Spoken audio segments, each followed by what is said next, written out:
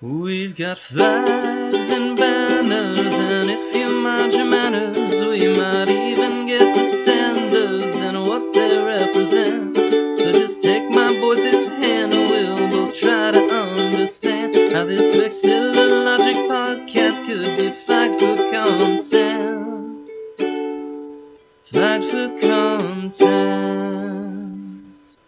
What's up, Vex Heads, and welcome to episode 34 of Flagged for Content. It's the only podcast that has a net gain of Norwegian listeners this year. And you know what I always say, the more Norwegians, the merrier. I already apologize for that one. It is also a Flags for Good podcast, which I mention every week, but especially here in June. If you are short on a pride flag, if one of yours has bleached too much in the sun or frayed from too much flying, anything like that, go check out Flags for Good. They have pride flags for everything. You can also check out Flags for Good After Dark. If you go up in the little menu section, there's a few more flags in there as far as pride stuff.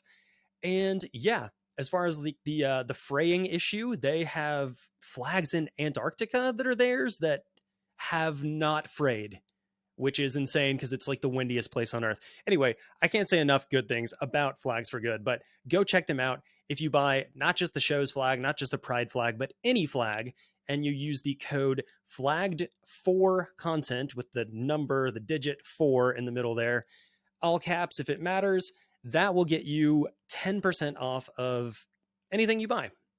Patches, flags, they got it all over there. So go check out Flags for Good as always. Also, as always, we do an Instagram game on the show's Instagram, which makes sense.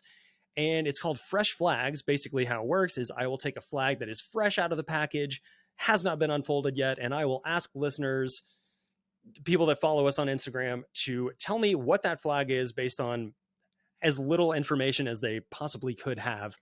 And first off, you guys are killing it, but the person who killed it the most this week, getting Puerto Rico right, was at JackDaw4Ever02. This person has won before.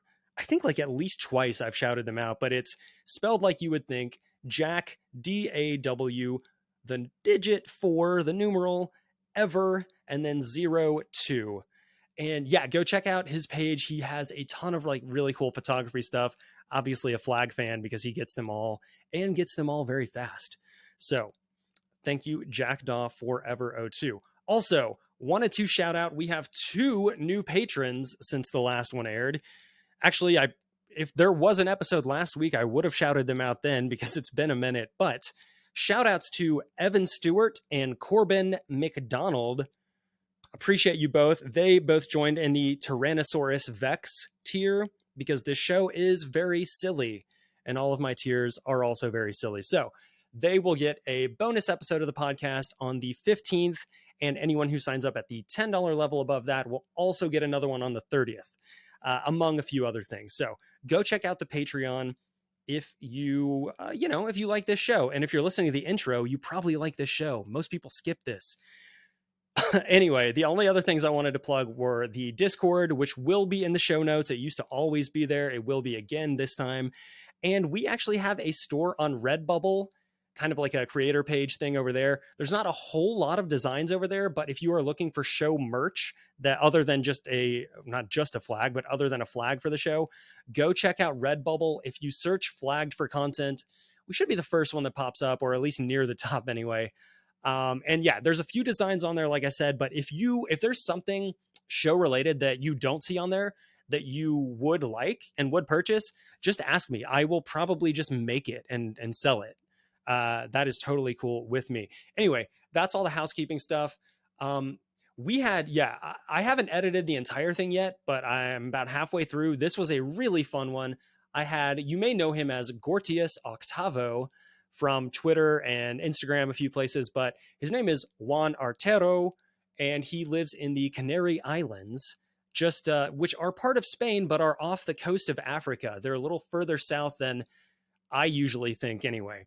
And we had a great discussion. Juan is he catalogs everything. He's a really active part of the Vex community on all the social medias.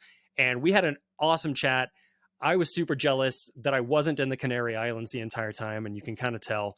But yeah, stay tuned for that. And next week, I'm not entirely sure who the guest will be. I've got a couple options that I've recorded. So, I'd love to give you a heads up on that, but it's going to be one of two, and they're both very, very good. They were both very fun conversations. So, either way, you'll want to tune into that. And as usual, I have talked entirely too much here up top. So, let's go ahead and get into the episode. Folks, it's another one today. I don't even have to say. It's great guests every week at this point. You know him from Twitter as Gortius Octavo. You know him from trying unsuccessfully to get some Spanish city flags changed. More on that in a bit. And you know him from always coming last in Scrabble. It's Juan Artero! It's me, baby! What's up, Juan?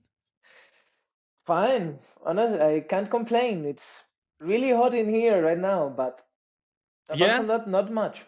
It looks lovely. I'm glad I can't feel the heat that you're feeling because it looks just like a lovely sunny day. I should say for the listeners, where are you located? I am right now in the Canary Islands in Spain. Really close to Africa, so really hot. Yeah, in Spain, in quotes, yeah. Yes, Spain. Happy Workers' Day. Happy Workers' Day. Yes, it should be noted. Listeners, you'll listen to this after May Day. Yeah, but we are recording this on May the 1st. So very cool. We shouldn't even be doing this, but Juan was cool enough to be like, I got the day off. Let's make some Vexy magic happen on the air. But anyway, yeah, man. It looks beautiful over there. You've got a gorgeous flag behind you that we may get a chance to talk about. I hope so. The only flag I have physically. So yeah, really proud of it. Hanging over my room. Yeah, that is interesting because like most of my actually I can't even really say most of my guests. There's a lot that I haven't asked. And a lot of the early guests weren't super Vex heads either, but I'm not used to someone who isn't a flag collector, I guess, and just is super into vexillology, but into a different aspect of it. But you take a different angle, which I like. We'll maybe get into that. But Juan archives a bunch of stuff, compiles a bunch of stuff into lists, like nobody's business. We could call it digital Diogenes syndrome. Yeah, you very much could. But I mean, it's for our benefit as Vex heads, so I don't mind it too much. Yeah. No. But all right, Vex heads. I enjoy it. Yeah, I enjoy the fruits of your labor. I would not like to do the labor, but I'm glad that there's somebody that does. So I also get satisfaction that you enjoy it, that someone gets to use all the things I've put effort in. So yeah, very glad to hear that. Yeah, it should be stated up top. And well, Juan came out on his Twitter account, Gortius Octavo, Gortius _VIII. We'll plug it again later, but he has a really long thread of flag podcasts, which you wouldn't think would be that long of a thread. If you're a listener to this show, you've probably looked for other flag podcasts and maybe found a couple here and there. He's compiled them all, not just on a Spotify playlist, which is another thing, but also a list that kind of goes over like how they work and then ranks them on a 1 out of 5 stars thing. Yeah, it's I'm trying to review every flag podcast that I found, and I went on a rampage recently, so it's only getting longer from now on. Yeah, but I like the approach that you take. Like, you don't review it unless you've listened to all of it. Yeah, that's mainly why I took so long to review flag for content. 5 stars, by the way. Absolutely not biased at all that I'm here. No. Yeah, as soon as I saw that 5-star review, I was like, let's get this man on the show. No. No, I think I even said it on Twitter. I was like, hey, for the public record, I had him booked before that, but I will take the 5 stars. Yeah. It's all good fun. We'll talk maybe a little bit more about that in a bit. But, Vex heads, we have some really good stuff on the flagpole today. First, we've got our usual under and overrated flags to talk about. we are going to chat, of course, about some Spanish flags. We're going to try and cut through some bureaucratic red tape, or at least help those of us in the future who may attempt it. We will discuss our views on vexillology in general, where it's been, where it's going, all that. Juan has a personal flag that I hope we have time to get to. It is very cool. And if we have time at the end, I know here's where I normally say we'll do a little quiz. We have got a new game that we are going to give a little test drive to. So stay tuned for that. It's going to be very exciting. But before we get to any of that stuff, Juan, I like to ask my guests, what is your favorite flag? My favorite flag is the flag of Cape Verde, Cabo Verde. Okay, I know that That's one. yeah, that's also not an island nation, a island chain nation, right? Close to the coast of Africa, close to the equator. I really like the flag. It's asymmetrical, which is something I have grown to love in flags. That, for example, the Nauru flag, which has a stripe down the middle and then a star, which is off center. Mm-hmm. And I really like the stripes on the flag of Cape Verde that are below the middle of the flag. It's not that conventional, and the stars that are also offset to the flagpole side. Yeah, the Which hoist. I forgot the name of. Hoist. Yeah, I mean, you learned it all in Spanish. I don't know in Spanish, French, like Czech, anything. So neither I've never heard it in Spanish, so I'm going okay, off yeah. memory. I can translate it. Yeah. No, that's awesome. I was glad when you mentioned this one earlier before we started recording, because I love this flag too, and it gets like zero shine. It's very underrated. I mean, yeah, no, you're exactly right. Like I had a weird journey with it, so viewers can see on the I don't know why I'm explaining how vision works.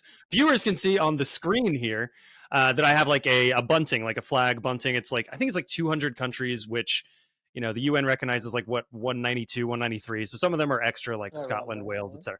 Anyway, and Cabo Verde was one of them. I've changed it since, and I need to change it again soon. But Cabo Verde was like right above where I sit here and record. And so I was always, if I was like looking back, like sitting, looking back, it was right there. And at first I didn't even know whose flag it was. I admit I had to look it up. But once I did, I was like, damn, that thing's pretty. It is. And my underrated flag is also the flag of an African country. I'm not going to spoil anything, but Sure.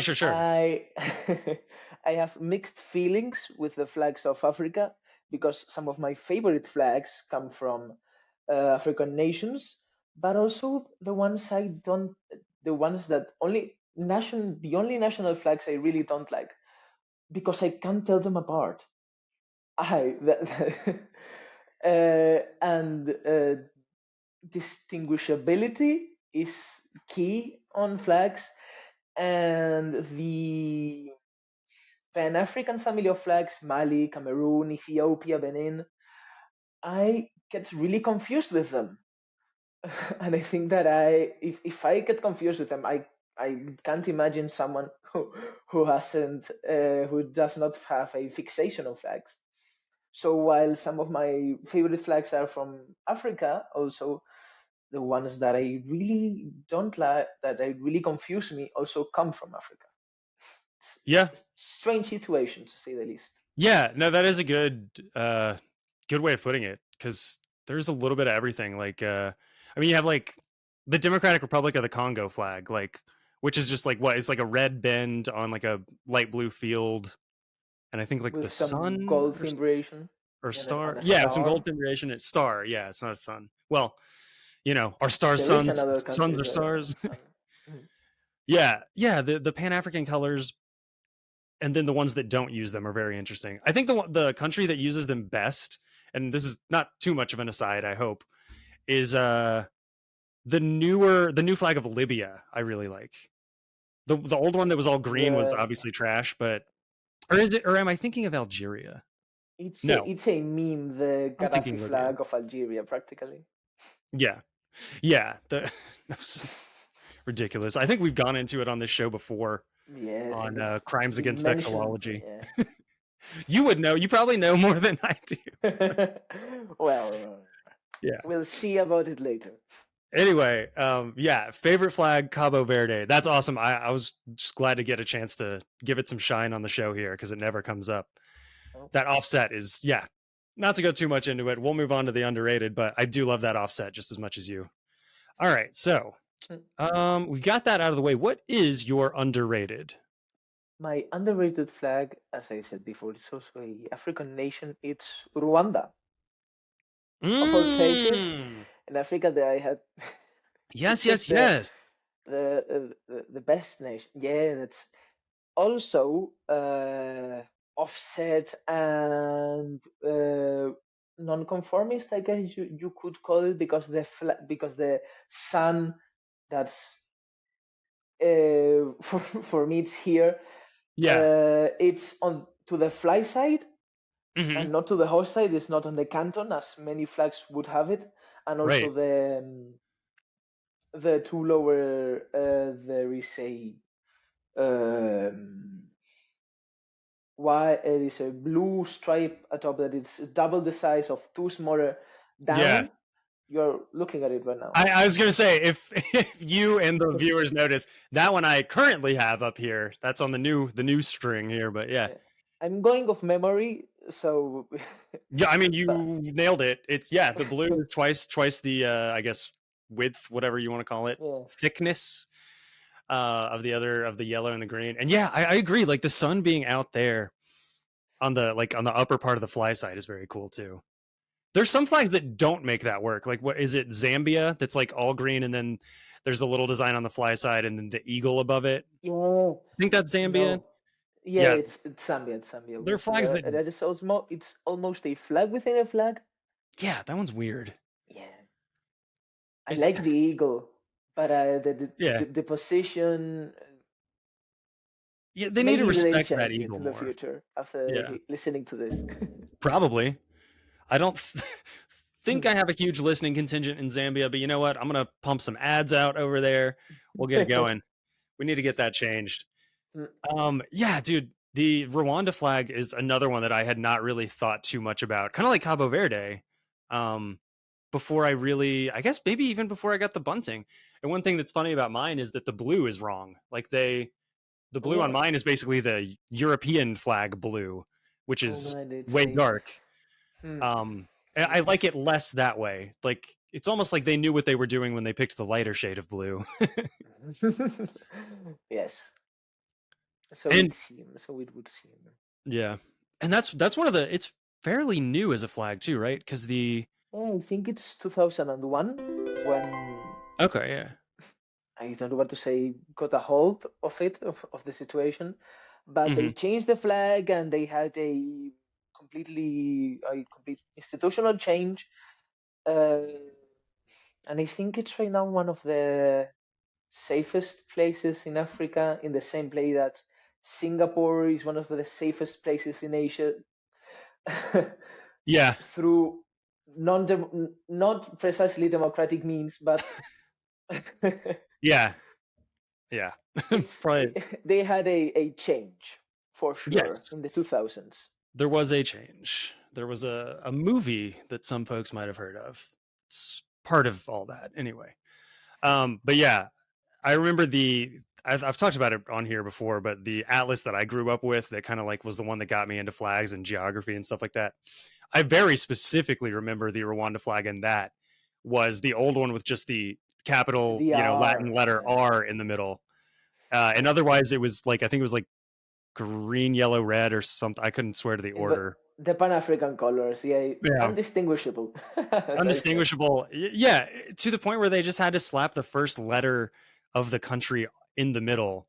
Because well, Ghana's already doing the star thing. Cameroon's got theirs. Just put an R on it, I guess.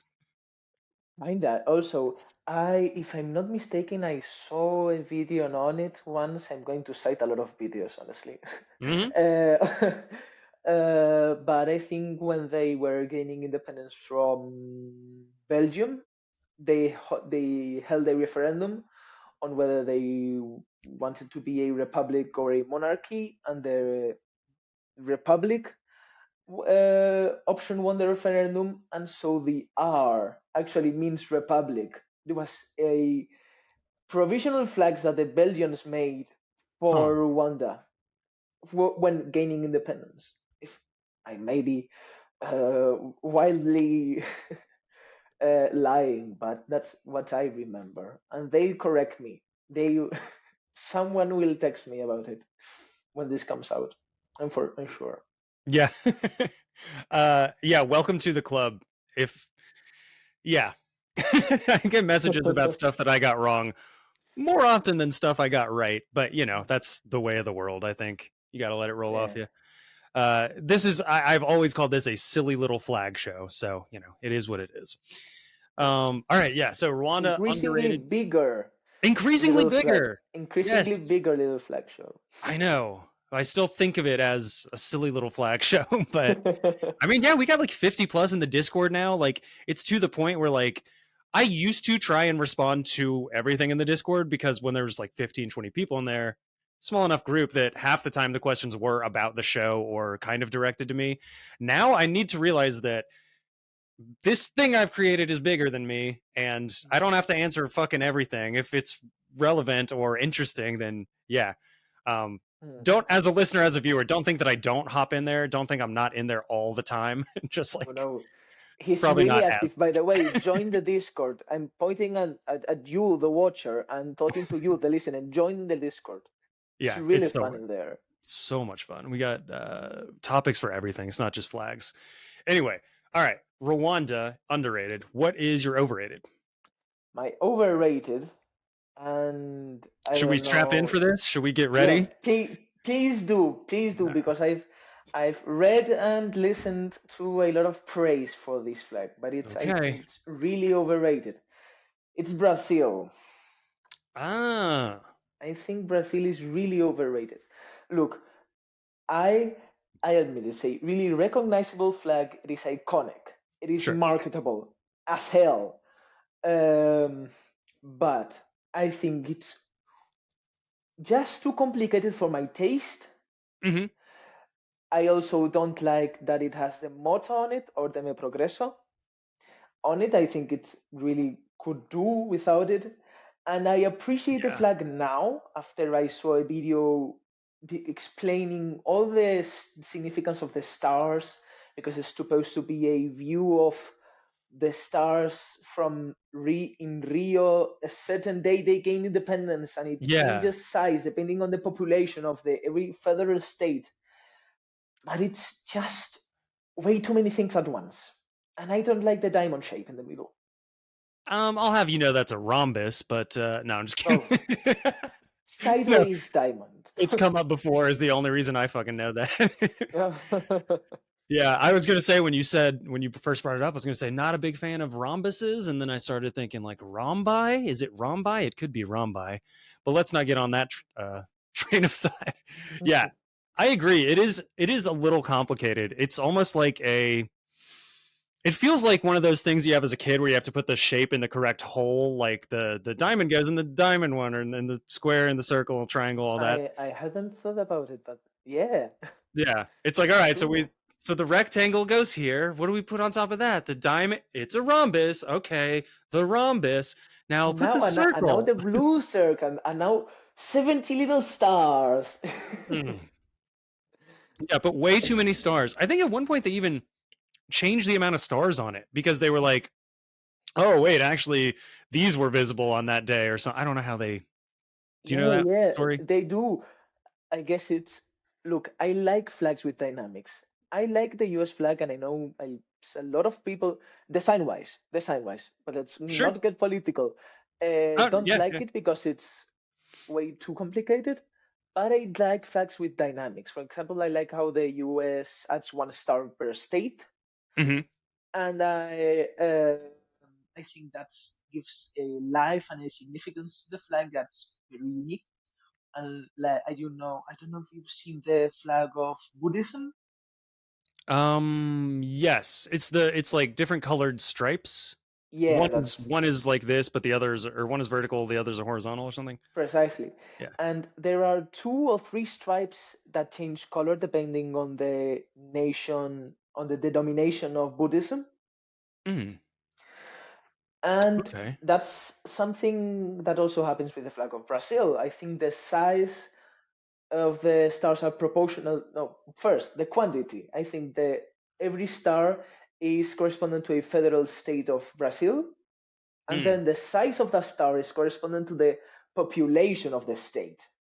And as well as one makes scientific advancements, as you said, on what could be seen on that night in Rio de Janeiro, uh, flags flags no, oh god, stars have to be added. So yeah. I like the dynamic, but it's too much for my taste.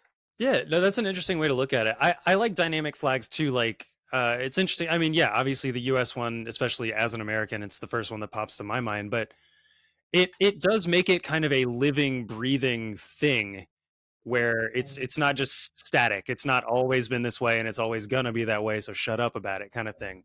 It's Yeah, like, that can change in your lifetime as well. yeah, yeah. I do.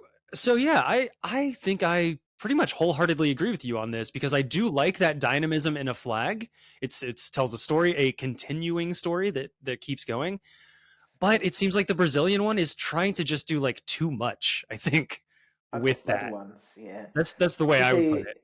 it's a common criticism of many flags. They are trying to do many things at once. Yeah. Mm. Yeah. Definitely not a problem unique to Brazil. Oh no, for sure. Yeah. That's just the one we happen to be highlighting now. But all right, yeah. I think I don't Brazil's come up a few times on this. I don't know if it's ever come up as the overrated. You would know better than me. Anyway, we will go Yeah, ahead and we'll go ahead and move into the bulk part of the show, you go which, ahead. as a listener, you will know is kind of different every time. But we usually do start with a flag. In this case, Mm. let's go ahead and dig into the Canary Islands flag. This is Oh, not one I was very my homeland. familiar with. Yeah, Mm. it's not one I was very familiar with. Then I got to know you. I mean, I got to know you a little bit. I saw you, I think, on Discord and or Twitter at first, or not Discord, Instagram and or Twitter. Then you joined the Discord, and then slowly I just got a feel for who this Gortius dude is, and eventually I was like, oh, he lives in the Canarias or Canary Islands. That's why I keep seeing this emoji, this because it does have its own emoji, unlike a lot of, I don't know, Yeah, it does. places. But anyway, Uh, I've yeah. talked too much. Like, let's go into the flag. Can you explain to a listener who's not seeing it what it looks like, and then Ooh, kind of the symbolism, history, yeah. as much of that. My experience. I'm telling it for myself. Yeah. And the story that why is the flag in the emoji list? It's also a very interesting one. I'll get to it if I can. Oh, The flag of the let's sorry, make sure to get to that. But yeah, go ahead. yeah.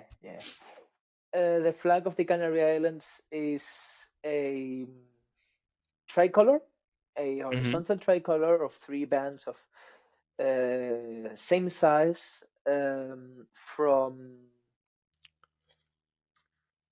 left to right. It's blue, a sort of sky blue. Then it's no, sorry. First one is white. Then it's the second one, the middle one. It's sky blue, and then yellow. Hmm. In the third fly side or flap side of the flag. Yes, flap side, bring it back. Yay! Shout out Reference Nick. only people who have heard the first episodes will get. Yeah, yeah, yeah. So The yeah, so as yeah, a as a listener, picture like the French flag, the Italian flag, one of those I guess vertical tribands, except from left to right, from hoist to fly, just like Juan said, white sky blue, really pretty blue, and they're really pretty yellow as well. This as well. I'll let you get into the meaning, but the meaning that I just from looking at it like get and knowing that it's the Canary Islands, it looks like the beach. It's very beachy, and I am not even very much of a beach person necessarily, but this flag kind of makes me want to go to the beach. Yeah. Well, neither am I I, don't- but I'm stuck here next to the beach. And yeah. with all the things it implies. Mm, But yeah, well, you'll be well. First, there are two variants of the flag with the Spanish flag itself. There is one mhm. with nothing on it, with just it's just a tricolor, and then the official institutional one with the coat of arms, which is also really interesting, but I won't get into. When we do heraldry for content, maybe I'll show up and tell the story of the coat of arms of the Canary Islands. But the official meaning of Yeah. the flag has no official meaning. The colors, none. That's awesome. we've had No, similar yeah, things on yeah. here that there's no official But reason for. I mean, sorry, go on. no, It's no. interesting. It's just that there is no official meaning to the colors, but to understand, to I guess to approach what they could mean, we have to understand where they come from. And Yeah. the Canary Islands is divided into two provinces, that of Santa Cruz de Tenerife to the left and Las Palmas to the right. And the flag of the province of Tenerife, Santa Cruz de Tenerife, it's Scotland's flag. It's a saltire. It's a blue background with a white saltire in the middle, which is they Yeah, I'm copied that seeing it from the now. I'm looking at it right Scottish. now. Yeah, I thought I was on the wrong page or something, but yeah. no, no. And then And that's the Tenerife, flag of the right? that's Tenerife, yes. And the flag of Okay. the province of Las Palmas is divided diagonally into blue and yellow. And if you try to combine those flags, also keeping in mind that Las Palmas is to the left and Tenerife is to the right, and you make it a Mhm. tricolor, bam, Canary Islands flag. Blue and Okay. white Yeah. for Tenerife, and blue and yellow for Las Palmas. Yeah, I like that because yeah, there's even I'm looking at there's on the wiki there's like other versions at the bottom, and there's one adopted by the Canarias Libre movement, which is Mhm. basically the same one. The shade of blue is a little bit different and bigger, but it is like I was looking at that one that kind of led me down the same path that you were just talking about. It's like they both have the blue in common, so put that in the middle. One only has the white, one only has the yellow, so put those on the sides and go from there. Yeah, this is a Yeah, very cool flag. actually, the Canarias Libre flag you see there on Wikipedia, it's the original design. It's where the design comes from. It was an Ah, organization that, yeah, and its story, it's also very interesting. Um, it was the organization that essentially made the flag, and the first time it appears on modern records. So yes, that is also where it comes from. Hmm. cool. Very interesting. I okay. I've so my next question. I doubt many of our listeners, if any, other than our most avid listener, which is you, have been to the Canary Islands. So I guess just as a question, that I like to ask a lot of the guests, how often do you see this one flying fairly often as you go for a bike ride, a walk, get stung by 1,000 bees like you did yesterday, anything like that? You do see it a lot. Um, you only see two flags when you are walking down a street on Spain, and that is either the Spanish flag or the local flag. And here in the Canary Islands, we have both. You'll see many houses with many balconies hanging the Spanish flag, And here in the Canary Islands as well, because there is a very strong nationalist feeling and movement. And a lot of people hang the Canary Islands flag from the balconies. It's just see it. You can take a 30-minute stroll down Las Palmas or Tenerife or any decently sized city, and you'll see it. Apart from flowing, hanging in official buildings, it's not one of those flags that they only exist on paper. One could say, you Yeah, see, it's right. very felt and showed by Canarians. Awesome. Yeah, I like to hear that. Plus, especially given that I do really like it's very pretty, but also like you kind of got my like some gears turning up in my brain when you were talking about you'll see a lot of people hanging it off their balconies. Because that to me seems I had not really thought of it so much until just now. That seems like a very Spanish phenomenon, I guess. I've with the caveat that I've been to Barcelona twice, I think. I've been to Madrid, I've been to Zaragoza. I Oh. think that's it really in Spain proper. Not that I've been Hmm. to South or Central America, so I don't know why I'm but anyway, I noticed that No. was one of the first things I noticed in Barcelona was you'll walk down just walk down the street, you're near the beach, you're trying to get somewhere, and you just look to your right and there's like a somewhat narrow street but like tall buildings, like residential buildings. Everyone's got their own balcony. It's like a law or something, it seems like anyway. And like Hmm. half of them, probably like half of them have a flag. Usually in Barcelona it's the Catalan flag or the Catalan like the Estelada, the one with the star on it. Rarely it's the Yeah, nationalist Spanish one, independentist but one. Yeah. yeah, but it strikes me as a very like Spanish phenomenon, a very Spanish thing to do, the balcony thing. And maybe it Yeah. just comes up because force of habit, like, well, we have balconies Hmm. and we have very strong feelings about our flag. The combination of the two is a pretty easy 1-to-1 or 1+1, but ah, I don't Yeah, know. I think I'm it's leaving it actually, open ended, but yeah. it's interesting.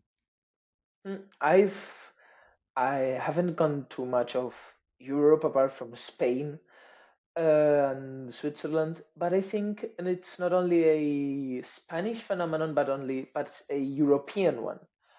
At least here in Spain is the case that suburbs don't exist. They Yeah, don't okay. exist. It's hyper Huh. urbanized, and it's not the American way of suburbs where you have your stock house with a big garden, or not that big garden, or that big of a garden, to have a flagpole. That kind of houses don't exist here in Spain, or are apart from towns where 50 people exist with there are thousands. You can't have a flagpole. So the next best solution is hanging it from your balcony. And because Right. you have to have a window for to be qualified for a living space, or at least I'd hope so, everyone can have a Yeah. balcony to hang a flag from. Awesome. Yeah, that's I had never thought of it that way in a way, and I was trying to think of the expression, and I'll probably think of it as soon as we move on, but I can't right now. So it's just like a thing of convenience or of like force almost. Like force is maybe sounds too strong, but it's like, well, we really like the flag. We can't do this, can't do that, can't do this. What's the one thing we can do? Okay, so we'll do that one thing that we can do. Kind of like it funnels it down like that. Yeah, yeah.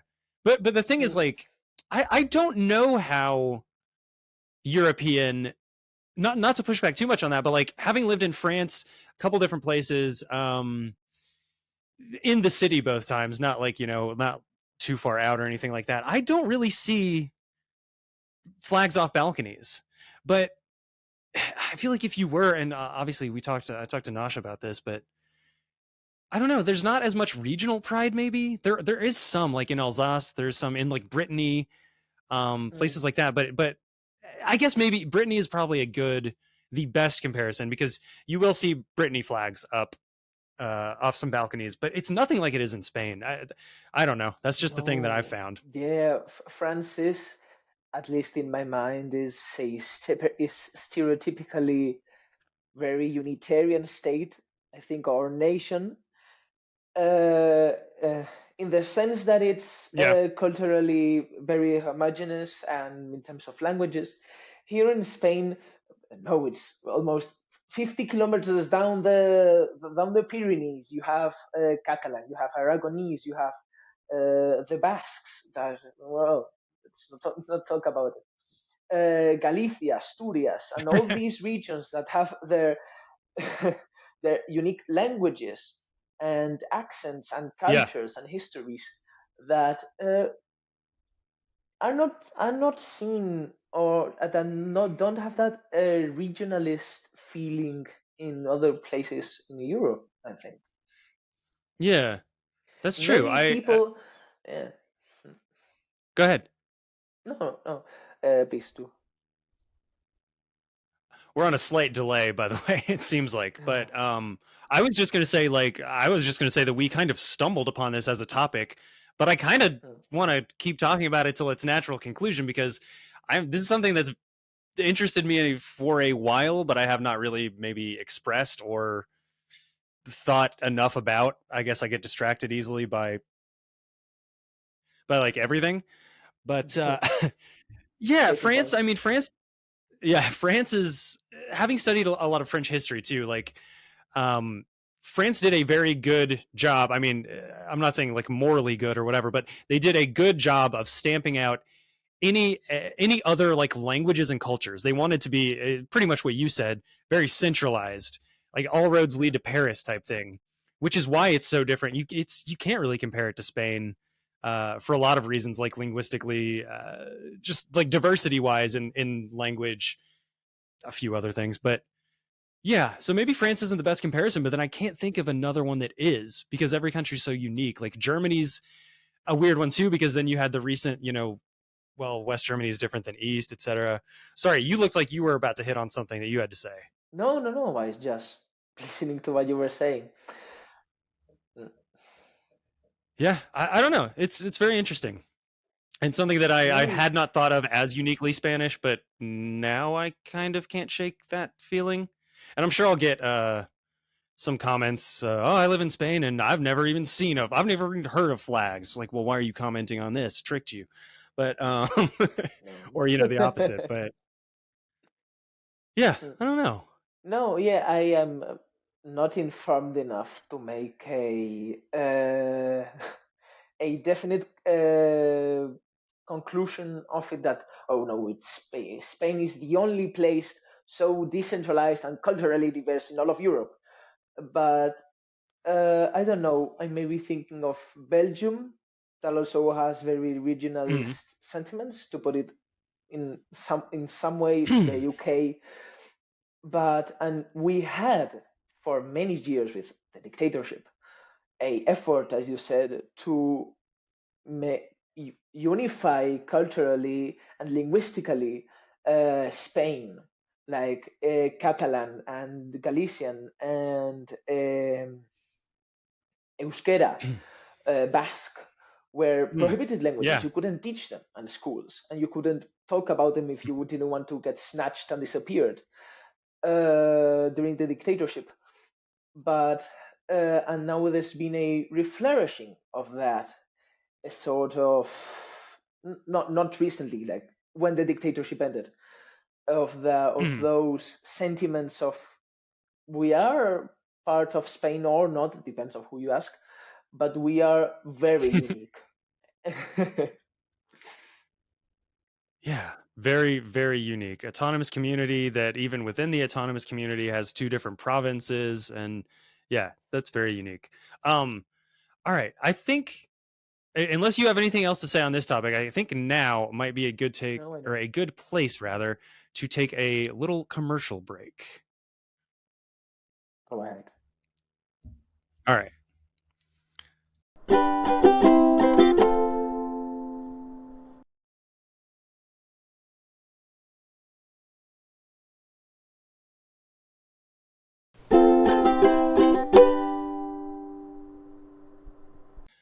All right, and we are back. So I also wanted to talk to you about something that we mentioned up top in your kind of opening credits here. You've tried to get a couple flags changed. I guess like very locally, like in the Canary Islands, but ran into some Mhm. opposition. So I guess just kind of tell us the story of that. Well, yes. First of all, I the full story is that I went to a place. Well, it's the same story, so I'm going to apply to the both of them. I went Okay. to two places during summer, years apart. One was Chia, which is in north of Aragon in Spain, and the other one was Raucin, which is in the south, which is in Andalusia, the south of Spain. I was about to say Andalusian, in German, but no. I had visited these places. Yeah, I had visited these places Yeah. and stayed there. Sure. And and first, in the case of Chia, I saw that they didn't have a flag. And so because I Hmm. kind of grew in love with this small little town of 80 people, that I started researching, and I found a supposed coat of arms that belongs to the town, and the coat of arms was pretty good. So I decided to make it into my design, which, if you want, I can describe it. Okay. Okay. So viewers will see it up on the screen now. And yeah, ooh, this is very pretty. I need to look up the coat of arms, but yeah, go ahead and describe it for the listeners while I do that. Yeah, I've got it here. So supposedly it's divided into two equal halves. The hoist side is dark blue, almost purple, with a eight-pointed star in almost orange. And the flyer side is the originally Aragonese uh, flag, which is the señera, called in Catalan, which is that uh, a yellow field with four or five uh, red stripes vertically, not horizontally as one would usually be, but vertically. And this Mm-hmm. is essentially what I like to do with my redesigns, which is something that I guess Europeans, European vexillographers gravitate towards, because also Christoph and Nasha in previous episodes talk about it. How the easiest way to remake a local flag is to make its coat of arms into a flag or a banner of arms, Mm-hmm. as Christoph has already uh, put detail into. And Yeah. yeah, I'm honestly really proud of this flag, because it needed research, and I'm also planning on remaking it, making the proportions between the bars correct, and also trying to make some variations.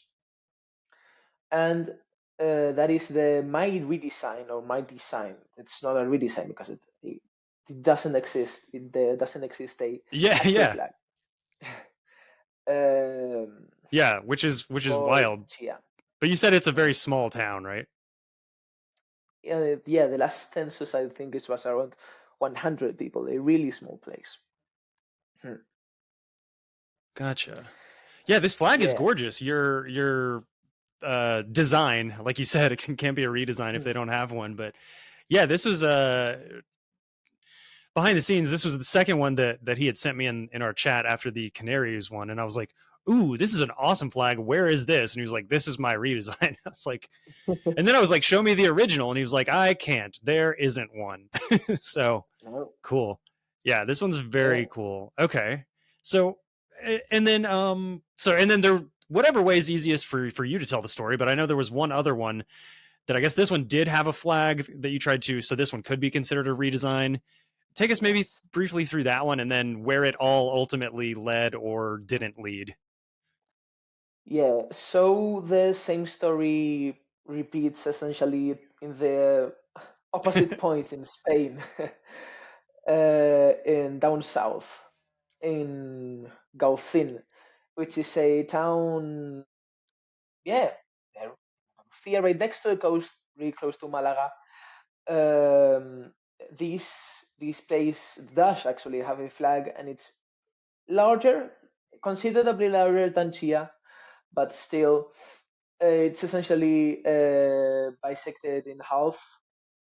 The left half is also sky blue, and the right half is white, with the coat of arms in the middle, which is, oh my god, I'm tired of local Spanish flags with always with the coat of arms in the middle. They cannot do a local flag with the. They cannot control themselves. They cannot control themselves. Put the Yeah. coat of arms in the middle, and the crown is on every. Sorry, I have my mobile phone here, so I'm looking at it. That's why I screamed. It's fine. Yeah. I looked at the table. But yeah, Yeah. so I saw this flag hanging from the ayuntamiento. Balcony. What's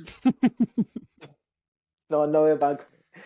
The oh, I forgot the English term.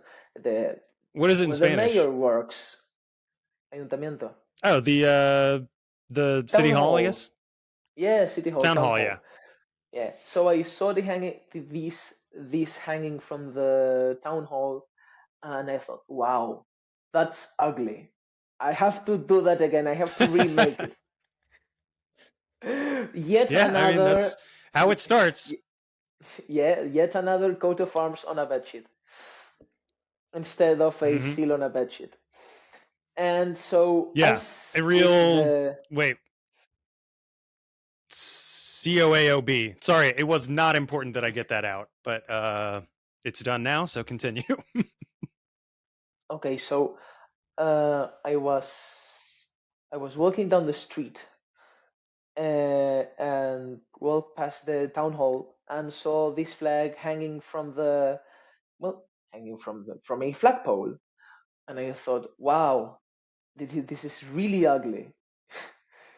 It's just it's another coat of arms on a bedsheet. Just classic Hmm. Spain, honestly. Um, and I thought I need to make this better, which I guess it's the villain story of so many vexillologists as well. Yeah, yeah. So I did the same thing as with my Chia flag. That is, I took a look at the coat of arms, which is on the flag, so really convenient, honestly, and I Right. simplified it. Yeah, at least that's an aid. And so I simplified it, and I really like the design elements. The coat of arms is it's good, I think. Um, Hmm. and I essentially made the background into the background of the flag with the border, with the white border, and then the wavy lines, which I assume is the sea, and the red top with a castle. And then instead of putting 50 small cauldrons with snakes all around the border, I chose to fill the space in the I chose to fill the space in the red part with two, just two cauldrons with snakes. I I've Right. studied these. They are cauldrons with snakes. I don't know what they mean. No clue. Okay. But they are. really interesting. Maybe I'll also get a message about that. Yeah, I mean, hopefully, and when you do, pass on that information because it's all good. Pass that on because, like, yeah, I would love to know what is up with these snakes in what looks to me like a basket. Like to my Well, American eyes, this looks like an Easter basket almost thing, except that each hmm. one has what 14 snakes in it. Yeah, Yeah, it's yeah. If you let us know, 6 on each side. or Yeah, if you I'll read if you them to find out, you. let us know. Hmm. The Vex And head community is dying to know. and with these designs made, I wrote a very simple email, honestly. So I visited your town, I got really interested in it, and I didn't like your flag, or you didn't have a flag. And here's what I made. And so I wrote to the town halls, to the not to the mayors because I don't know them the email of the mayor, but to the town hall, and they ghosted me. They didn't answer any of my Mm. any of my emails, and I got emails verifying that they had received my email, but no answer to this day, and that must have been about a year ago. So I have no hopes of ever achieving it. But as I said before, with in the case of Chia, I am thinking of making some variants and trying to make it a little more professional. My pitch to them to adopt the flag. Yeah, I think that's a good idea and a I don't know. I agree with the mission statement here because especially one that doesn't have a flag at all. I don't think I've ever lived anywhere that just straight up didn't have a flag. I've lived nowhere that I've lived has had a good flag, at least on the city level. But yeah, these are very good. I would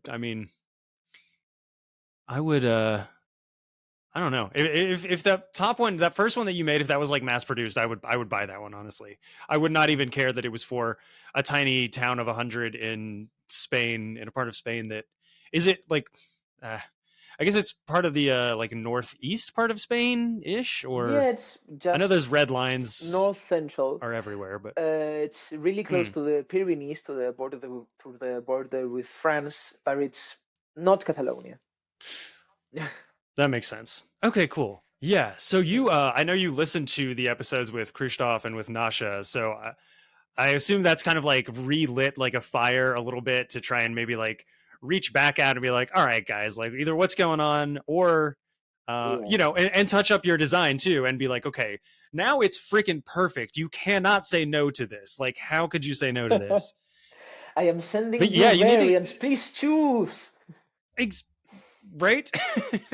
Yeah, get with, well, not get with, like, I mean, Christoph and you were both in the Discord. Y'all should chat about, like, well, you have chatted a little bit, but yeah, about getting some of these things adopted and like what strategies he would have. You know, Yeah, and I love. honestly, I'm not going to lie. I am very jealous of Christoph and Nasha because, and both of those episodes, as you said, kind of rekindle something in me to try again, but also to join the Sociedad Española de Vexillología, my local vexillological society, because I am not a member of it. Despite being in Spain and being Spanish, Okay, I am a member of the Flag Institute, which is the UK's Vexi Society, but I am not of Spain's. But now I want to, and I am very jealous of them yeah, because I think they both. I am not them, but I do think that both of them and me have that sort of strategy for making flags, or making flags with the least effort, which is not something good precisely. But if you want to I mean, improve, yeah, because flags have to be very unique, but I mm, think they also have the possibility of being not mass produced, mass design, there is a quick way of remaking a flag based on its coat of arms that in the case of Europe is really easy to do because it already has its history and its meaning, and it has been worked on a lot more than the local flag because vexillology is less than 90 years old as a historical practice. And so with this approach, this approach to making flags, local flags, I think they have a easier job.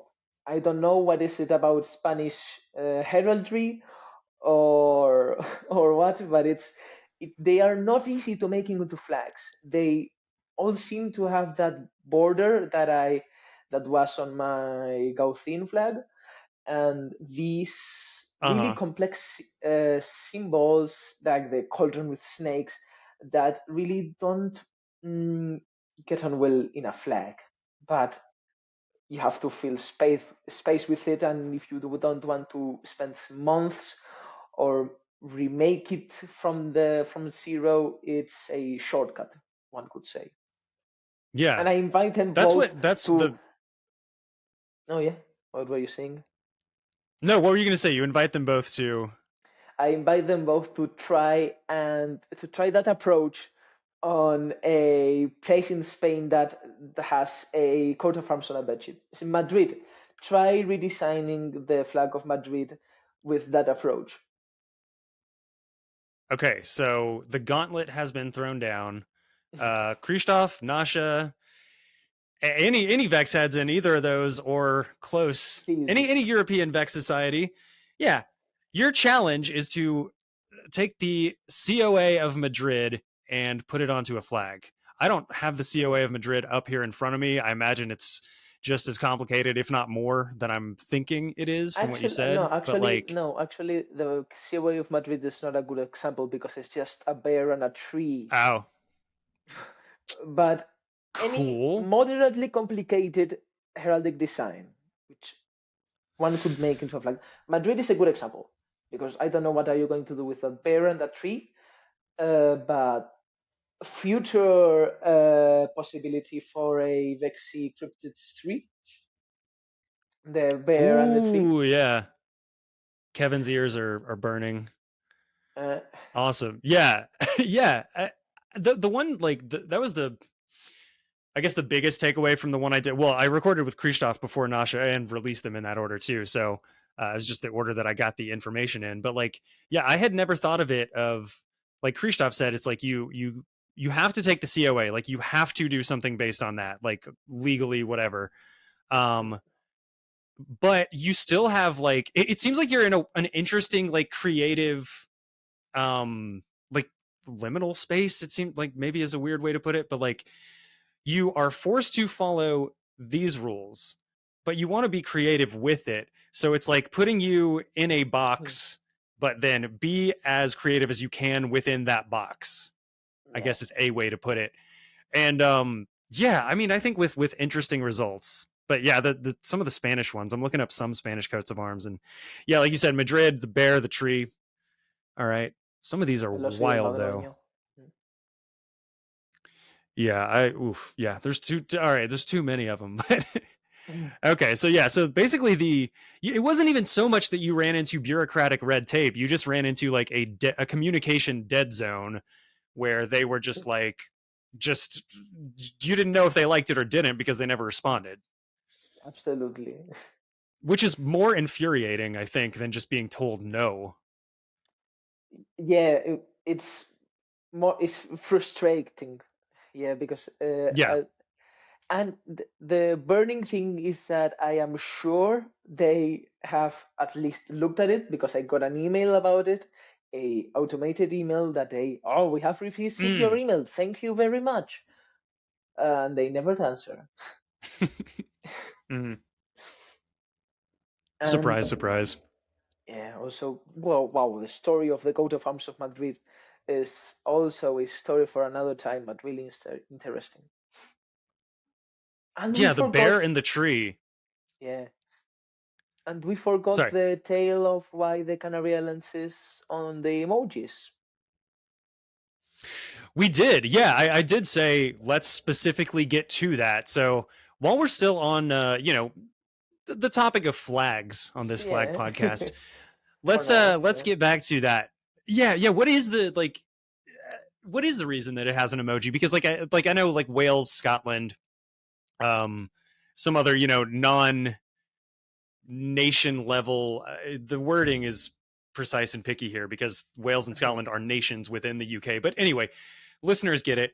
Why is the Canary Islands one and a lot of similar places are not? Well, it's the case, I think, with many of the other French overseas territories, for example, Guadeloupe and stuff, Mm, that hmm. also have their flags there. It's because they have a different postage system to the country they are from. It's Oh. the yeah, and I don't know who made them. Let's just say Apple or whatever company makes the emojis. Hmm. They, instead of taking the UN list of countries, they take like postal divisions that Gotcha. are there is a better way to say this, but I can't find the words right now. Um, I'm trying to think of it like what we would call it in English, but like yeah, I don't know. it's I really don't know, but I get the meaning, and that's the important part. yeah, in somewhere in the middle, they chose to have the flags on like postal frontiers, and Spain and the Canary Islands has a different postal regime or frontier than that of Spain. It is a different postal region, and that's why in Hmm. part everything it arrives here through the post, through correos. Why everything comes late, because everything has to cut a lot of bureaucratic red tape. You have to send to the Canary Islands, but well, wait a month more, because oh, you're getting some books shipped from Czechia. Well, wait a month till the games to Spain, and another month till we register them and send them, and then they'll arrive to your home. Yeah, we'll Yeah. get right on it. Hmm. That is, yeah, I had never thought of it, or not thought of it, but I did not know that it was like a postal thing. But that kind of makes sense to like why so there's like three Norway flags, like emojis, but technically one is for like what is it like? It's abbreviated. I have it up here as flag underscore BV. Is that like Bouvet Island or something? I don't know what It is. SJ It is. is. That is Jan Mayen. Okay, No, yep. what? Um, Yeah, Jan Mayen, and SV could be Svalbard, Jan Mayen, and Bouvet Island, Svalbard, yep. Jan And Mayen. yeah, and then like France, Those there's are like three or those. four France flags because the flag of like I don't know, a lot of the French ones, like you said, do have their own. New Caledonia, I'm looking at right here.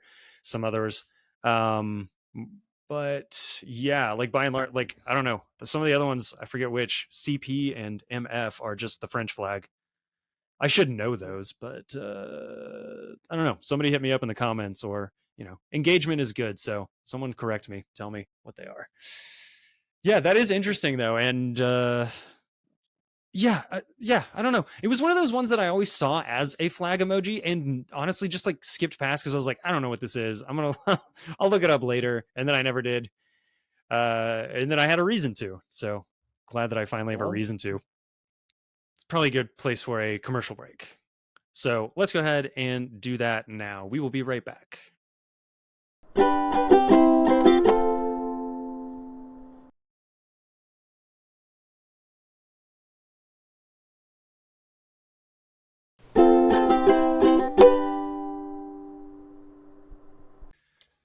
And we are back. All right, so just a little bit in this last segment, just not much else to get to, but I did want to, as we kind of teased in the opening bit, discuss our views on vexillology just in general. Now, this is something that you brought up, but that I always am open and willing to talk about. But you were talking about the kind of two generations, at least as you see them. Um, I guess like I don't know. I'm maybe not the world's best interviewer, but I will say maybe just give our listeners like a rundown of like what you mean by that two generation thing there. Yes. So I've been on the small world, small but very large world of vexillology for 2 more years, maybe two and something more years.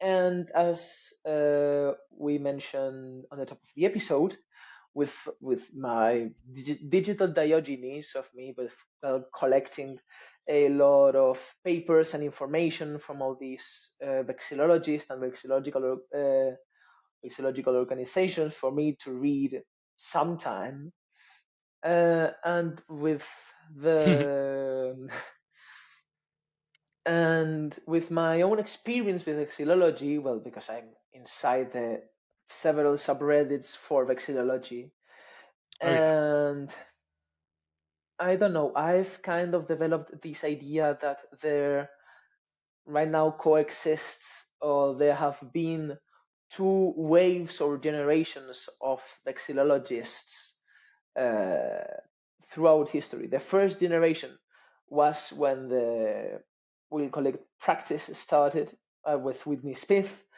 and the Flag Research Center, 50s, 60s, Mm-hmm. and it was a very professional field.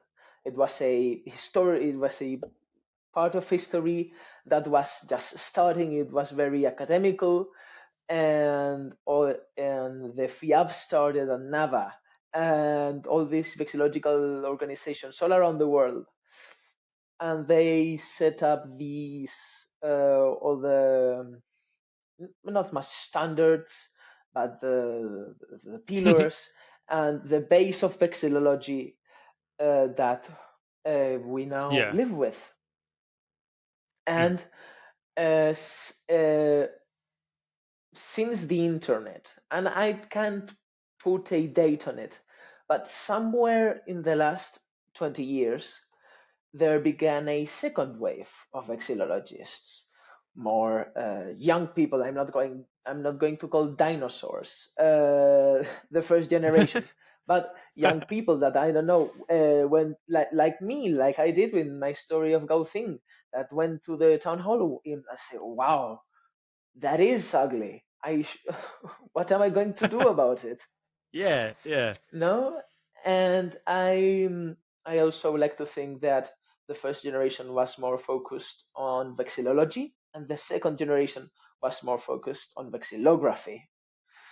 And with all these online Ah. competitions as well, yeah, with all these online competitions, for example, like the ones organized by Flag Session, shout out to them, and the various Shout out. subreddits, it's much more vexillographical than vexillological, and it's a much more it's a Hmm. much more decentralized generation, people making on their own, trying to improve the flags that they are familiar with, and which also happened in the first generation. We also have to get credit for it, Mhm. but it's more prevalent. We don't see these groundbreaking essays in the second generation, or uh, yeah, some stuff like that, or the flags that you have right behind you, the Keystone flag from Terra Stark, those uh, civilian citizen efforts to change the flags around you. It's also very second wave. And for more of these down vexy, general vexy Right. Yeah. I guess I had never thought theory. of it. Oh yeah, what were you saying? Oh, Sorry. sorry. We must have a little bit of a lag at this point because I sorry, that was a minute ago. No, what I was gonna say, I'll keep talking since I've got the floor now, And for the edit, this is going to make it easier this way. But anyway, I had never thought of it in the terms that you said, as far as the difference between the first wave being more vexillologists and the second wave being more graphers. The one that ends in Yeah, graphers. I'm so bad at this yeah, word. vexillographers. Vexillographers. Yeah, that I had never kind of like put it in that like dynamic before, but I wonder if I don't have a lot of experience in, most things that you could call a field of something other than in the flag pun sense, but it makes sense that in a lot of fields, I guess, like the forefathers, the forerunners of it are kind of, so in this case, the vexillologists are the ones that, all right, we need to catalog all the flags. We need to like write up maybe some like rules and guidelines. Like we need to get all of this knowledge that's so diverse and like out there. We need to kind of combine that all in one space and kind of build the discipline around that. Whereas the second generation, because the first generation did that, the second generation now has like the kind of like freedom to start playing in the field a little bit more, like start, like you said, on the vexillography side, like designing things, having their own personal flag. Like I don't know that that's necessarily a new thing. I can imagine a lot of the first waivers did that too, but definitely the design choices that we make on our personal flags are different than what they would. And yeah, I guess I never thought of it in that like that dichotomy before of it is kind of like if I've seen further than others, it's only by standing on the shoulders of giants type thing.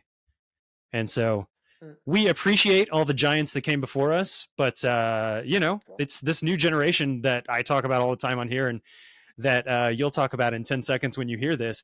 I love the new generation. It's fascinating. Like it's exciting. It's a fun thing to be a part of. Anyway, go on with anything else you had. Well, yeah, well, I don't intend, and I don't want to divide the community into two separate and opposing blocks. And I also think that someone does not belong to a group, but is as a set of ideas. One, for example, well, travels, and one that may be that should enter the category of the second generation will be very theoretically focused. I've also traveled somewhat from my in my vexillological ideological travel, one could say. For I began with flags like these for fictional countries some years ago, and I described myself more as a vexillographer. But when I tried redesigning towns flags and saw how complicated to make a real change was, I don't know. At some point in that timeline, I began to be more theoretical about it. And so these kinds, quick plug, these kinds of reflections and philosophications, one could say, I don't know, ideas, are just things that come to my mind and I tweet about in the in my Twitter if anyone wants to check them. But no, yeah, I don't want to. It's a thing that can be discussed and is very interesting in Vexi theory terms. Yeah, no, I hope what I said didn't sound divisive either. That's kind of why I ended it with saying, like, the on the shoulders of giants quote, I think is Newton, or I don't remember. But yeah, all the respect in the world to the forerunners of this and getting it all set up, because like I said, we wouldn't be doing what we're doing. I wouldn't be like, I wonder what Whitney Smith would think. I think he would be broadly pro, but like, to know that I just like on a weekly basis just sit around with people that are way more interesting and intelligent than I am, and I just like make dick jokes and they talk about flags and like somehow it works enough that like people seem to like it. But Yeah, but I couldn't see that happening even. Yeah, I know there were no podcasts back then, but you could have like a radio show or the equivalent. Yeah, I don't know. I don't, yeah, we're doing cool stuff out here. Come join us. If you're listening, Yeah. you're already a part of this. So Well, welcome to the crew. exactly. All right, man. I think we have got to kind of wind down here. But dude, I have had a ball talking to you today. I knew that I would. I've only ever really chatted with you in the Discord, so it's first time face to face. I like this. We'll have to do it. Do you Yeah. want to come back sometime? Oh, I'd love to. Yeah, we have so many things to talk about still. Cool. Yeah, I'll try and we'll figure out, the delay and the lag and stuff, hopefully. But it'd be awesome to have like you and Christoph on, or you and I've been my brain's now that we're over a year old and I'm starting to do like last week's episode, we had 3 guests. Like I'm starting to kind of again play in the space, see what I can do with the show, what I can't do, but something like that would be fun. So you'll have to come back for that. Yeah, I'm getting long may. winded, Yeah, apart from by the time this comes out, the week before's episode, which was with 3 people, I think, and you made a episode before with 2 people, back when it was describing flags and laughing about them. I think it's a sort Oh of yeah. round table and having guests that people have enjoyed can be very can improve the show a lot because discussion between the guests occurs and so on. I don't. I who am I to tell you what to do? I'm sorry. Hey man, like I won't say. I was going to say it may seem like I've got this figured out, but it probably doesn't even seem like that. I am very much making this up as I go, and if I hit on something that works, hell yeah, let's keep doing that. That works. If something doesn't, we scrap it for the next time, or maybe it didn't even make the edit, and you'll never know. But yeah, it's been a fun. Michael at Flags for Good says the same thing. He's like, I am like building the plane in the air while it's flying, while I'm trying to also get my pilot's license. It's like I've got like so many, and it's such a good way to. I love the way he puts that. But yeah, I'm very much doing the same thing, but it's been working. So all that said, let's get to something else that hopefully works. We're in an interesting in between here because you, at the time of recording, the 1-year anniversary episode has not come out yet, so you have no knowledge of this. No but clue by the what time I'm going to be subjected to. Yeah, by the time the listeners and viewers are seeing this, they will have seen this game last week. But anyway, rest assured, these are different questions, different answers. So, all right. Juan, are you ready to play a game that I tentatively like to call Flag Star Reviews? I am. The name sounds very, very enticing. It is. Trust me. So I will explain to you how this works and give a brief example. So these are Yelp reviews. I don't know if you're familiar with Yelp, but like, online reviews, things like that, where it's like, oh, the pasta was good, but this wasn't that great, 3 stars. Well, you're definitely familiar with star reviews from your Twitter. Yeah, I am. I don't know what are Yelp reviews, what I do on my Twitter. So these are fake reviews that were written by yours truly for flags, where the number of stars that the reviewer gives is the number of stars on the flag. So I know that's a lot to say, so I will give you an example. The example I like to use is for Liberia. The review could be too similar to the US flag, 1 star. 1 star. So it's like you're getting the information. Okay, so this is something in your head when you're trying to think of it. Yeah, it's something that looks similar to the US, but only has 1 star. And then you're like, okay, duh, Liberia. All right, so you get the premise. I do. All right, so let's go with this one first. Jeff McFly says, very close to Indonesia's flag, but I love Indonesia's flag, so 5 stars. That would be Singapore. Damn, that's the fastest anyone's gotten one, I think. Yes, that was, in fact, Singapore. You definitely understand how the game works. Yeah, All right. I forgot that we were doing the stars part, and I was about to say Monaco because Monaco has the same flag as Indonesia, but then you said, "Oh, the whole point of the game is the stars," and so it's Yep. Singapore. All right. Okay. Steve McHoist says, are the colored parts supposed to be the ocean? And if so, why is one red and one is blue? 2 stars. One is red and one is blue, and it has 2 stars.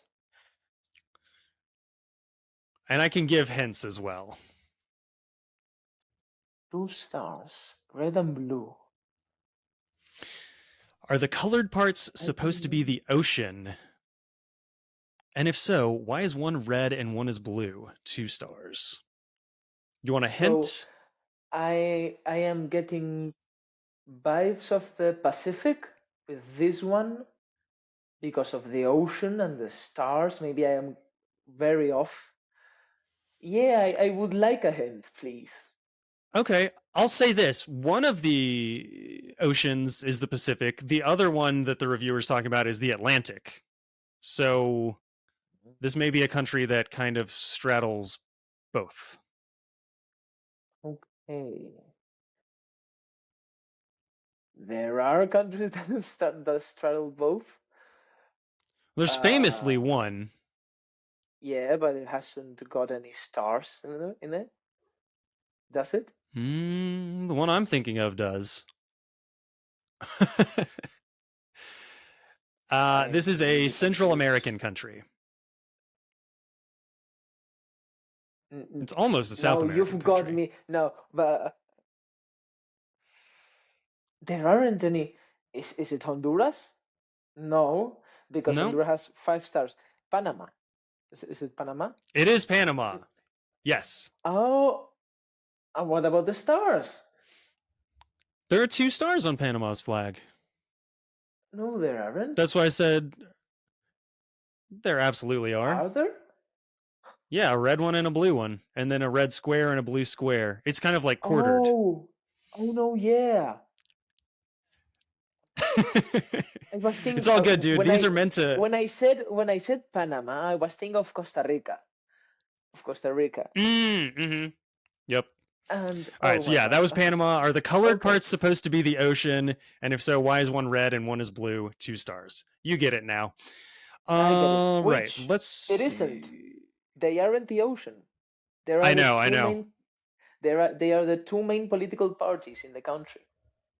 In fact, it's very weird, but you could look at it and almost be like, all right, well, this part's the land mass, and then there's like the canal or something.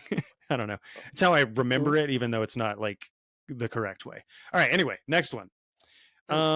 This unnamed reviewer said, I love the lower white and red bands on the blue. Some people think this is a 6-star flag, but look closer. 10 stars. Is it Cabo Verde? It is. Yeah. Hey, 10 stars, 10 islands of Cabo Verde. See? 10 stars. Yeah. Such a good coincidence. We were talking about it earlier. Is it a coincidence? Who knows? It's the magic of the show. Exactly. All right. And then, let's see, I had a couple more. Okay. This one might be harder. This reviewer said, kind of anarcho-communist, kind of violent. That weapon does not need to be on there. 1 star. Oh, it's Mozambique, right? With the AK-47. Ooh, I bet it could be. Oh no! I'm gonna look them up really quick. That's not who I wrote it for, but honestly, a lot of these could. I think you might be right. There is one. Let's see. Did I find a hole in the system? Well, it's okay. So the first part of the question that I asked, though, No, Kind of anarcho-communist. So it's go Angola. off. It's That's Angola. You are yeah. you. That It's Angola. It's Angola. yeah. I was trying to give the colors with that hint or that part. No, yeah, and one thing, I don't know how the Portuguese uh, administered their colonial empire so bad that they had two very violent revolutions in their colonies. Well, that's Well, for another day, I think. Yeah. All yeah. right. Let me see. I've got one more. Let's do this one. Looks a lot like its neighbors' flags, but I love the color scheme, so I don't mind. 20 years ago, I would have given this 7 stars, but it's grown on me. 8 stars. Very, very close to its neighbor's flag. 20 years ago, it would have been 7, and now it's 8. So it's a flag of a country that has changed its stars and it's of a flag family. Mm, Yep, I'll say the neighbors in question, there are 2 of them. So it's a kind of a 3-country grouping that has similar color schemes and order on their flags. okay.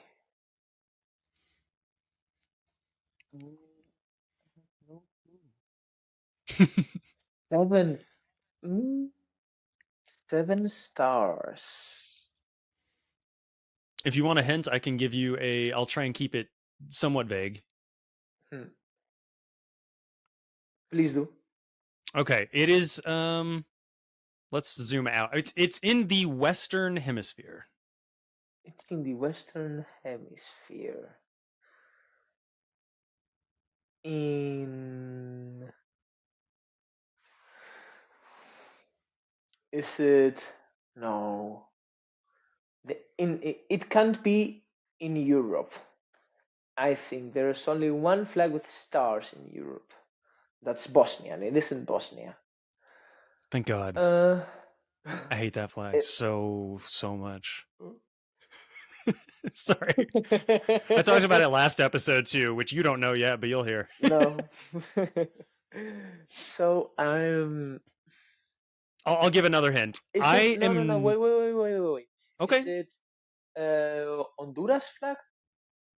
Nope. You keep going back to that well though. No, but that one would make sense.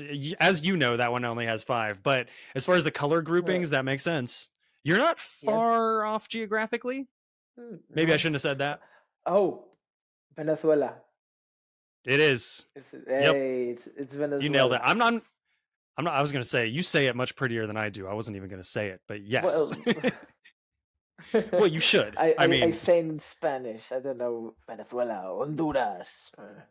Yeah, it'd be weirder if you didn't say it better than me, but, or prettier, or however Honduras, Venezuela. Dude, I don't know why, but one of the funniest things to me is people that aren't American doing an American accent. So good. Yeah. Yours is particularly choice too. I like that. No, yeah. Well, we have a lot of tourists here in the Canary Islands, so I get accustomed to English speakers trying to speak Spanish. As Christoph said in the Discord, Santiago de Compostela. Yeah. Yeah. Hey, do you know where that Santiago? Do you know where it's at? Santiago de Compostela. Compostela. That's the thing too, is like for me it's even funnier in like a southern US accent, which luckily is one that I'm good at being from here, so yeah. All right, well, it is time for us to wrap up. You did very well on that. This is a different kind of format. You got 5 out of 5. Maybe it's a time thing, hit or miss, but yeah timing it would be and restricting the number of chances I get to. If you want to make it harder for people not to ace everything. Yeah, the point is fun, so I don't really mind who gets what. And do let me calculate the score really quick though, because all right, okay, We are doing a yeah, leaderboard as well. yeah, it looks good, dude. This is, from what I can tell, an A plus plus plus, which I don't think we've ever had before. 3 Oh, pluses. an Congrats, dude. honor. It's an Yeah, honor you're. to be the first one with three, three Yep. pluses. Yeah, you may hold on to that spot for a while. But anyway, Mm. let's go ahead and get into plugs. Where can people find you, follow you, check out all your cool like archival stuff and your compilations?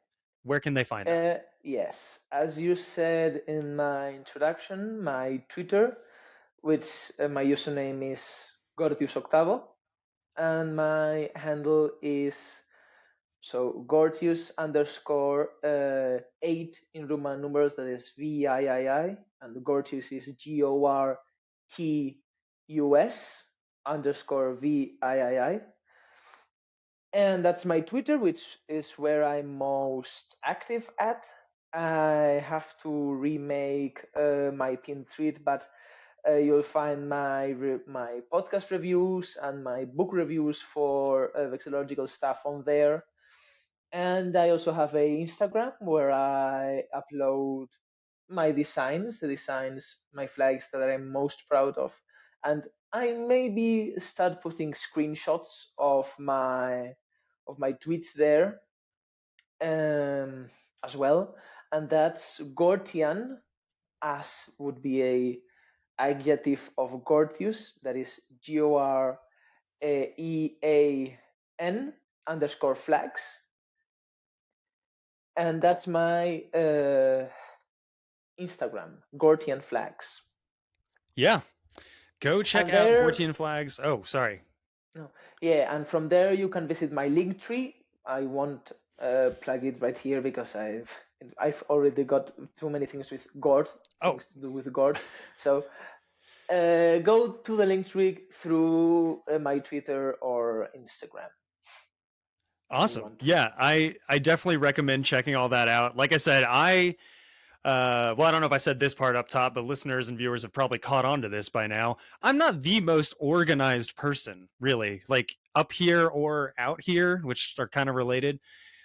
Things like this are crucial. Like, honestly, like I don't want to oversell it, but like things like this are really, really good resources for people like me. If you are like me, a lot of us Vex heads, I imagine, are. A lot of us aren't, though. So if you're like me, the things that Juan Gortius Octavo over here does are just critical to having everything in one spot, not having to hunt things down, like Christoph does with Vexy Update. You know, similar but different type thing. So yeah. Anyway, go find him, follow him on all those things.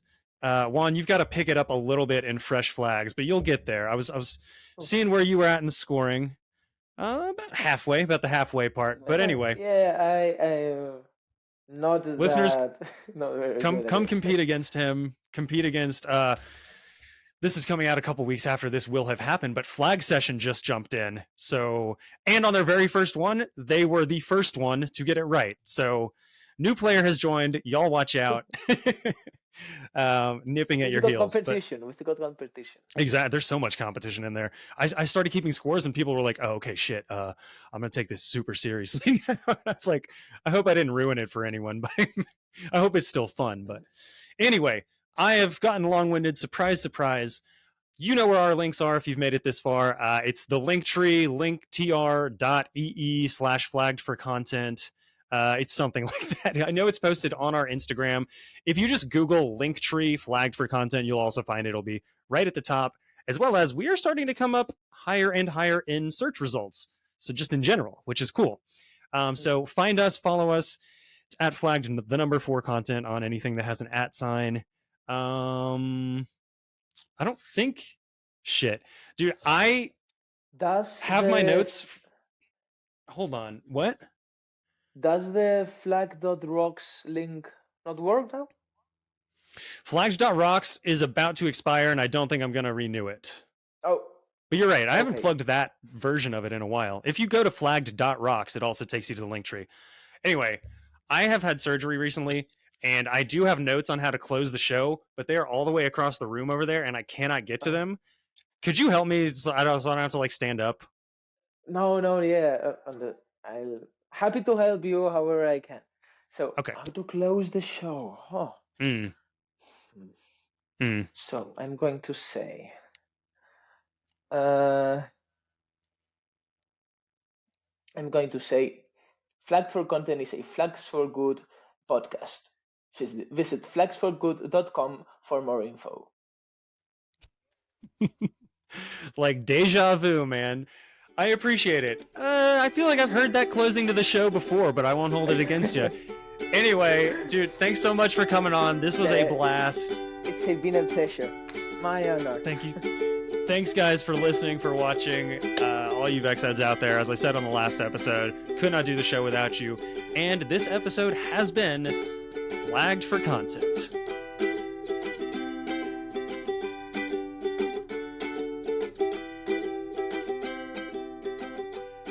Flagged for Content is a Flags for Good podcast. Go to flagsforgood.com for more info.